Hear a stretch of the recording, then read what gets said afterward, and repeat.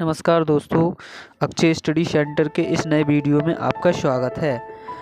दोस्तों, मैं कक्षा 9th के लिए चैप्टर नंबर 2 जिसका नाम है क्या हमारे आसपास के पदार्थ शुद्ध हैं, is matter around us pure. दोस्तों, चैप्टर को शुरू करते हैं। सबसे पहला हेडिंग है अशुद्ध पदार्थ, जिसे इंग्लिश में बोलते हैं इम्प्योर सब्सटेंस। जब पदार्थ के कण अलग अलग रासायनिक प्रकृति के होते हैं तो उसे अशुद्ध पदार्थ या मिश्रण कहते हैं। कि जब पदार्थ के कण अलग अलग रासायनिक प्रकृति के होते हैं तो उसे अशुद्ध पदार्थ कहते हैं। जैसे मान लीजिए उदाहरण समुद्र का पानी।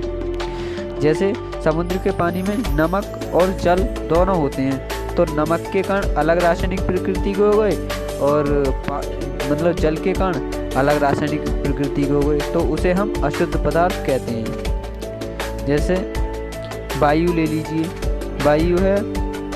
वायु में नाइट्रोजन गैस होती है और ऑक्सीजन गैस भी होती है और अन्य सारी गैसें भी होती हैं। नाइट्रोजन गैस के कण अलग प्रकृति के होते हैं और ऑक्सीजन गैस के कण अलग प्रकृति के होते हैं, तो ये अशुद्ध पदार्थ का उदाहरण हो गया। अब आता है शुद्ध पदार्थ, जिसे बोलते हैं प्योर सब्सटेंस। अब आता है शुद्ध पदार्थ, जिसे बोलते हैं इंग्लिश में प्योर सब्सटेंस। कि जब पदार्थ के सभी कण समान रासायनिक प्रकृति के होते हैं तो उसे शुद्ध पदार्थ कहते हैं। जैसे लोहे में एक ही प्रकार के कण होते हैं, जो उसका शुद्ध पदार्थ का उदाहरण है। जैसे मान लीजिए जल भी शुद्ध पदार्थ का एक उदाहरण है। जल में अन्य कण नहीं होते हैं, केवल एक ही प्रकार के कण पाए जाते हैं। अब अगला हेडिंग आता है मिश्रण, जिसे इंग्लिश में मिक्सचर बोलते हैं। जब दो या दो से अधिक शुद्ध पदार्थ किसी भी अनुपात में मिले हों तो उसे मिश्रण कहा जाता है। जैसे मान लीजिए उदाहरण जल और नमक का घोल। इसमें दो पदार्थ हैं, जल हो गया और नमक हो गया। कि जब दो या दो से अधिक शुद्ध पदार्थ किसी भी अनुपात में मिले हों तो उसे मिश्रण कहा जाता है। और सेकंड उदाहरण है वायु में गैसों का मिश्रण। इसमें घटक पदार्थों का गुण विद्यमान रहता है। अगला हेडिंग है मिश्रण के प्रकार। मिश्रण दो प्रकार के होते हैं। नंबर 1 समांगी मिश्रण, जिसे होमोजीनियस मिक्सचर कहते हैं। ऐसे मिश्रण जिसमें दो या दो से अधिक अवयव उपस्थित हों परंतु उन्हें अलग अलग देखा नहीं जा सकता है, समांगी मिश्रण कहलाता है। जैसे उदाहरण ले लीजिए नमक और पानी का मिश्रण।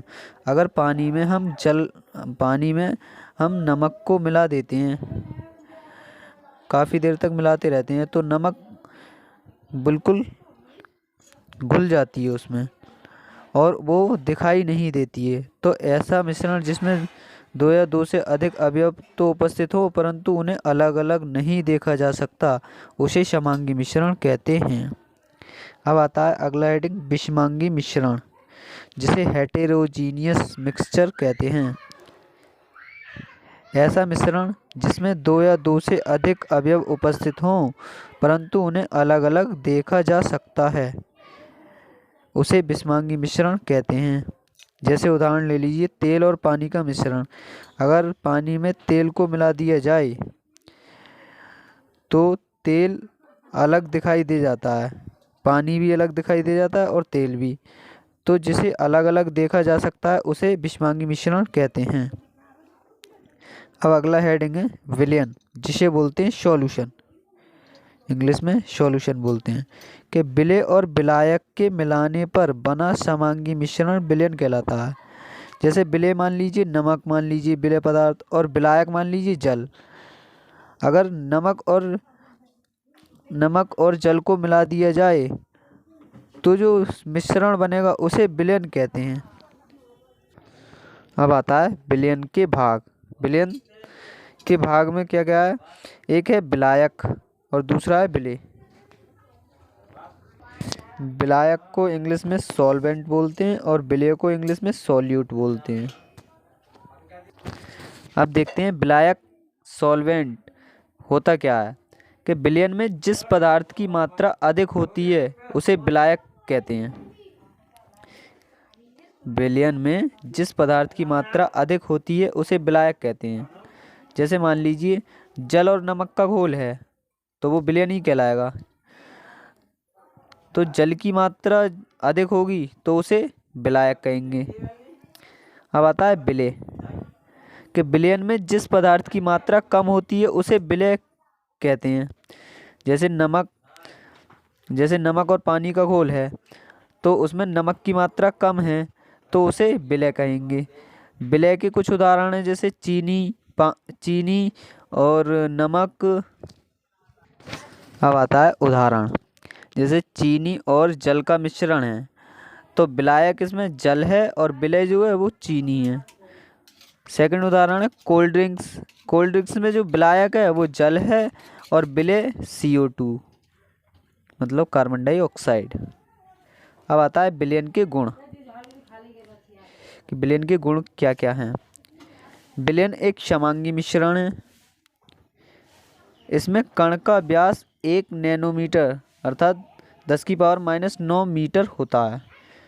जो विलयन में कण का व्यास रहेगा वो 10⁻⁹ मीटर का रहेगा, इसलिए इसे आँखों से नहीं देखे जा सकते। इसलिए ये आँखों से नहीं देखे जा सकते। नंबर 3 हेडिंग है, इसके कारण विलयन के कण प्रकाश किरण को फैलाते नहीं हैं और प्रकाश का मार्ग दिखाई नहीं देता है। जितने कण छोटे होंगे वो प्रकाश की किरण को फैलाते नहीं हैं। नंबर 4, छानने की विधि द्वारा विलय के कणों को विलयन में से अलग नहीं किया जा सकता। मतलब छोटे कण होंगे तो उन्हें विलयन में से अलग नहीं किया जा सकता है। नंबर 5 है, विलयन को शांत छोड़ देने पर भी विलय के कण नीचे नहीं बैठते हैं अर्थात विलयन अस्थायी है। विलयन को अगर हम शांत छोड़ दें तो जो विलय के कण होंगे वो नीचे नहीं बैठते हैं क्योंकि वो तो विलयन में घुल जाएंगे। अगला हेडिंग है विलयन की सांद्रता, कंसेंट्रेशन ऑफ सॉल्यूशन।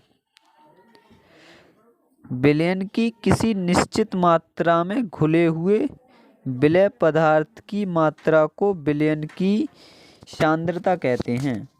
जैसे विलयन है, विलयन की कोई निश्चित मात्रा होगी, उसमें अगर विलय पदार्थ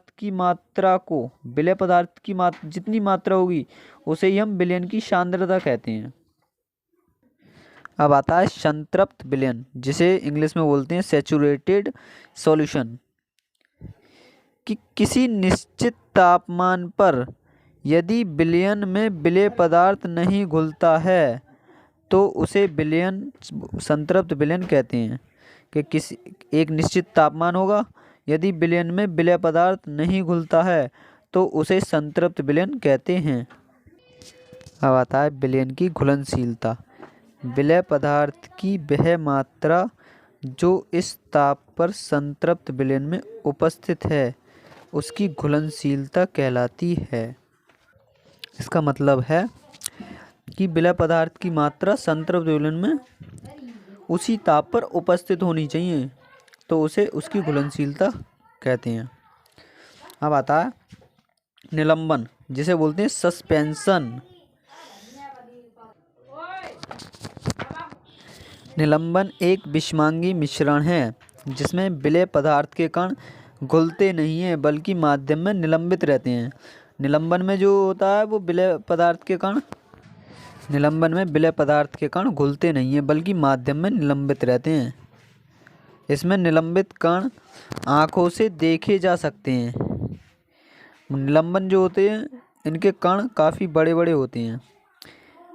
इसे शांत छोड़ देने से कण नीचे बैठ जाते हैं अर्थात निलंबन अस्थायी है। जैसे मिट्टी और पानी का घोल, अगर मान लीजिए पानी में मिट्टी घोल दी जाए तो उसके जो कण होंगे वो नीचे बैठ जाएंगे और हमें आँखों से दिखाई देंगे। छानन विधि द्वारा कणों को मिश्रण से अलग किया जा सकता है। अगर हम उसे छानन विधि द्वारा छानें तो कणों को मिश्रण से अलग किया जा सकता है। अब आता है अगला हेडिंग कोलाइडल विलयन, या इसे कोलोइडी विलयन भी कहते हैं। निलंबन की अपेक्षा इसमें कणों के आकार छोटे होते हैं। निलंबन की अपेक्षा इसमें कणों के आकार छोटे होते हैं और समान रूप से फैले होते हैं। यह एक विषमांगी मिश्रण है। कोलोइडी कण छोटे आकार के कारण हमें आँखों से दिखाई नहीं देते हैं और निलंबन के कण हमें आँखों से दिखाई देते हैं क्योंकि वो बड़े आकार के होते हैं। कोलोइडी कण प्रकाश की किरण को आसानी से फैला देते हैं। कोलोइडी कण जो होते हैं वो प्रकाश की किरण को आसानी से फैला देते हैं। कोलोइडी कण द्वारा प्रकाश की किरण का फैलना टिंडल प्रभाव कहलाता है। अब आता है टिंडल प्रभाव क्या होता है, इसे बारीकी से समझते हैं कि जब प्रकाश को कोलोइडी विलयन से होकर गुजारा जाता है तो उसका पथ स्पष्ट दिखाई देता है, जिसके कारण एक शंकु बन जाता है जिसे टिंडल शंकु कहते हैं तथा इस घटना को टिंडल प्रभाव कहते हैं।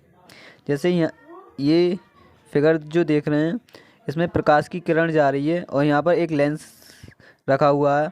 जब ये प्रकाश की किरण लेंस से होकर जाएंगी तो एक विलयन में एक शंकु बना लेती हैं जिसे टिंडल शंकु कहते हैं और इस घटना को टिंडल प्रभाव कहते हैं।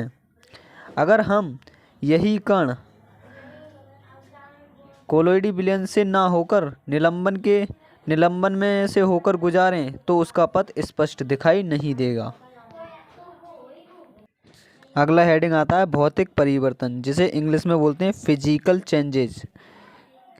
पदार्थों का अवस्था परिवर्तन ही भौतिक परिवर्तन कहलाता है।